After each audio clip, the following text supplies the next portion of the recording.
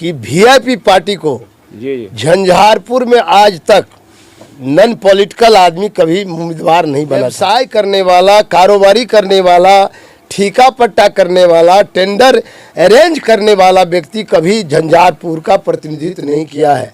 जब भी किया है तो महान समाजवादी नेता यहाँ 67वें धनिकलाल मंडल जी ने किया है। 3 महीने के भीतर मैंने इस महान समाजवादी नेता, वर्तमान में भारत रत्न जननायक कर्पूरी ठाकुर के लिए मैंने इस 3 महीने में इस्तीफा दे दिया करके पार्टी में झंडा धोता है, उनको बेदखल कर दिया गया। यहाँ तक कि मधुबनी जिला को तो पूरी तरह चारागाह बना दिया गया है।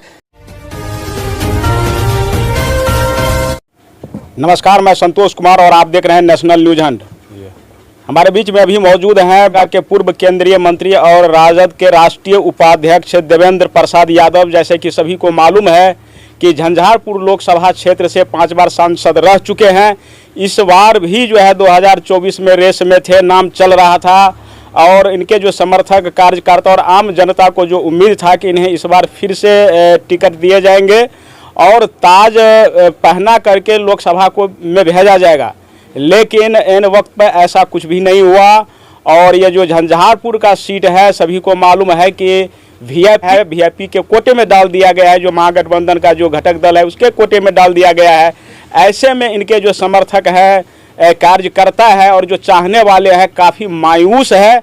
और इसी बीच इन्होंने जो है अपने पार्टी के जो राष्ट्रीय अध्यक्ष आरजेडी के लालू प्रसाद यादव जी हैं, उनके ऊपर में जो है पत्र लिख करके एक आरोप लगाए हैं व्यवसायीकरण करने का। तो क्या है इसमें, तो इसी संबंध में हम बात करेंगे। सर, बहुत बड़ा आरोप है, तो आपसे ये जानना चाहता हूँ कि यह व्यवसायीकरण अभी हुई है या पहले भी था और किस प्रकार का व्यवसायीकरण? मैं तो आश्चर्यचकित हूँ और चंभित हूँ। जी। और राष्ट्रीय अध्यक्ष को, राष्ट्रीय उपाध्यक्ष, पार्टी के राष्ट्रीय उपाध्यक्ष को पत्र लिखने का अधिकार है। जी। मैंने पत्र लिखा है, उसके मजमून को मैं सार्वजनिक कभी नहीं किया हूँ। जी। वो मेरा गोपनीय पत्र है, उसके मजमून पर नहीं बोलता हूँ। लेकिन जो संदर्भ देख रहा हूँ कि वीआईपी पार्टी को झंझारपुर में आज तक बिल्कुल 1972 से लेकर अभी तक जितने चुनाव हुए हैं, 52 वर्ष में कभी नॉन पॉलिटिकल आदमी कभी उम्मीदवार नहीं बना था। नॉन पॉलिटिकल कहने का मतलब दूसरा है, व्यवसाय करने वाला, कारोबारी करने वाला, ठीका पट्टा करने वाला, टेंडर अरेंज करने वाला व्यक्ति कभी झंझारपुर का प्रतिनिधित्व नहीं किया है। जब भी किया है तो महान समाजवादी नेता यहाँ 67वें धनिकलाल मंडल जी ने किया है, एमएलए होकर के यहाँ से, फुलपरास से। इसके बाद जब भी हुआ है तो पॉलिटिकल आदमी ही यहाँ रहे हैं। 72 में उत्तम लाल यादव जी रहे हैं, सोशलिस्ट पार्टी था।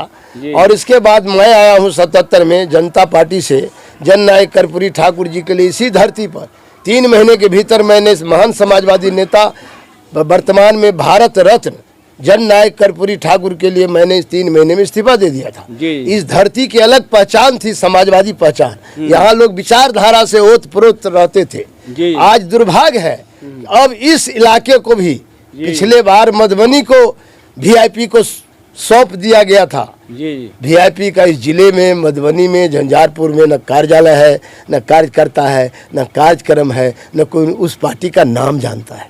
मुझे अचरज इसी बात का है, आश्चर्य है।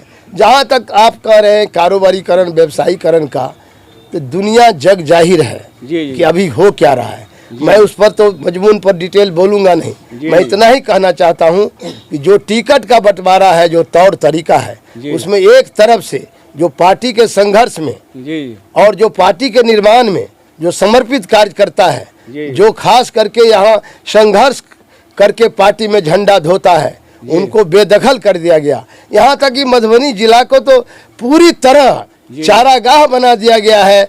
एक दिन में पार्टी में आता है, एक दिन में मधुबनी में टिकट मिलता है। मैं नाम किसी का नहीं कहूँगा। उसी तरह से औरंगाबाद में एक दिन में आता है, एक ही दिन में टिकट प्राप्त कर लेता है दूसरे दल से आके। इस दल के जो लोग हैं, एक दिन में बीजेपी से आता है वाल्मीकि नगर में, एक ही दिन में टिकट प्राप्त करता है। मुझे तो यह भी जानकारी, वो जांच का विषय है मेरे पास, मैं आज बोलना नहीं चाहता था, लेकिन आप हमको पूछ रहे हैं व्यवसायीकरण। सबसे बड़ा व्यवसायी तो वाल्मीकि नगर में खड़ा है, जो बीजेपी में था। पता ये चला है कि आरएसएस का कट्टर समर्थक है वो, तब आरएसएस आरजेडी में कैसे घुस गया? ये तो उत्तर दक्षिण दोनों का विचारधारा बिल्कुल अलग है। आरएसएस का विचारधारा है मनुवाद और आरजेडी का विचारधारा है समाजवाद। लेकिन मनुवाद का विरोध करते करते यदि हमारे लोग मनीवाद का शिकार हो रहे हैं, घोर संकट का विषय है। दो ही संकट है देश में, मनीवाद का और मनुवाद का। देवेंद्र यादव समाजवादी है, इसीलिए मनुवाद को भी विरोधी है और मनीवाद का भी विरोधी है, ताकि आने वाले दिन में जो कार्य करता है, गरीब आदमी है, किसान का बेटा है, उनको भी मौका मिलना चाहिए राजनीति में उम्मीदवार बनने का। हम देख रहे हैं दरवाजा बंद हो रहा है। जो कार्य करता है, समर्पित वर्कर है, जो किसान के बीच से आते हैं, जो जमीन पर काम करते हैं, चाहे वो किसी दल का हो। मैंने कह रहा हूँ कि आरजेडी में ही ये आरोप मेरा है। सभी पॉलिटिकल पार्टी में कम बेस एक नई कल्चर आ रही है, कल आता है आज टिकट दे देता है। कबीर साहब को हम मानते हैं, कबीर साहब ने कहा है सब घर देखा एक खिल लेखा। क्या हो रहा है? इसलिए मैं बहुत चिंतित हूँ, आखिर राजनीति का इतना बदलाव इस तरह से अचानक कैसे हो रहा है। ये बहुत घोर चिंता का विषय आम जनता के लिए है। इस क्षेत्र की धरती पर ये धरती पुत्र बहुत से नेता संघर्ष करने वाले लोग हैं, किए हैं, उनको बेदखल किया गया है। इसीलिए अभी पूरा डिटेल मैं बोल दूंगा, ये मेरा उचित नहीं है। 14 के बाद यदि मुझे जवाब नहीं मिला, पत्र का कोई रिस्पॉन्स नहीं हुआ माननीय राष्ट्रीय अध्यक्ष के तरफ से, तो जरूर हम उसको सार्वजनिक करेंगे। ये मैं आज कहना चाहता हूँ। तो अगला स्टैंड क्या होगा सर आपका? ये पार्टी को सहयोग की जाए? स्टैंड तो परिस्थिति निर्माण करता है। स्टैंड में वक्त, देखिए कोई ऐसा वक्त नहीं है जहाँ संघर्ष करने का गुंजाइश नहीं हो। वक्त ऐसा कोई नहीं है, कोई ऐसा तनाशाह नहीं है जिनकी कुर्सी जाने का समय नहीं आता है। इसीलिए हमको इससे ज्यादा मत बुलाइए। जी सर, लास्ट में सर ये क्वेश्चन और है, आप जनता के संदर्भ में मैं पूछना चाहता हूँ कि आजकल देखा जाता है वोटिंग के समय में लालू यादव, नहीं सर, लास्ट क्वेश्चन है, लेकिन ये एक आपसे राय लेना चाहता हूँ मैं। जो जैसे कि आजकल देखा जाता है कि आम जनता जो भी वोटर है वो लालू यादव के नाम पे चेहरा दे करके, कोई तेजस्वी यादव का चेहरा दे करके, नरेंद्र मोदी का चेहरा दे करके, ममता बनर्जी का चेहरा देकर, अरविंद केजरीवाल का चेहरा देख करके, योगी का चेहरा देख करके जो है वोटिंग करते हैं। लेकिन जो क्षेत्र में उम्मीदवार है वो क्या है, वो उम्मीदवार लायक है भी नहीं, क्या है उसका जनाधार है भी, वो देखा नहीं जाता। तो ऐसे आम जनता को क्या कहना चाहते हैं आप? देखिए, जो वोटिंग करते चेहरा, बड़े चेहरा को देख करके, और जो उम्मीदवार है उनको नहीं देखता है कि ये कौन है, वो लायक भी है कि नहीं, विधायक लायक या सांसद लायक। ऐसे में क्या है, तो एक लाइन ही इस पर मैं एक लाइन में आपके प्रश्न का जवाब दे रहा हूँ। जनता को, नागरिक को संविधान का अधिकार है, संवैधानिक अधिकार है कि मत देना उनका संवैधानिक दायित्व है। जनता अपना उम्मीदवार, योग्य उम्मीदवार को चुनने का अधिकार नागरिक होने की हैसियत खोता जा रहा है। लोकतंत्र के लिए बहुत ही खतरनाक। इस नागरिक अपना जो हैसियत होता है नागरिक होने का, वो आज खतरे में है। खतरे में, बिल्कुल बिल्कुल। क्योंकि ये जो पार्टी चलेगी तब तो कोई आदमी आएगा फसल काट लेगा, फसल किसी का रहेगा काट लेगा कोई। मैंने जनता को अपने वोट को मनखप नहीं लगाना चाहिए। मनखप में भी रेट तय रहता है या वजन तय रहता है। यहाँ तो 5 साल के लिए जनता किसी चेहरे पर मनखप लगा देती है।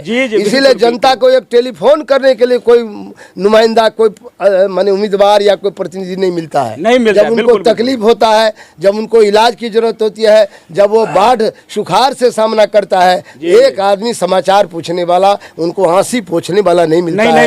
ये जनता खुद ही इस दुख को झेल रही है, क्योंकि जनता अपने वोट का अधिकार नहीं समझ पा रही है। इसी वोट से विकास होता है, इसी वोट से किसी की इज्जत बच सकता है, इसी वोट से कोई क्षेत्र का विकास, समाज का और प्रदेश का, देश का विकास हो सकता है। उस क्षेत्र की कीमत को जनता को समझना चाहिए, लोकतंत्र भी बचेगा। इसलिए लोकतंत्र वोटिंग का जो पैटर्न है बहुत कम अब वोटिंग होने लगा है।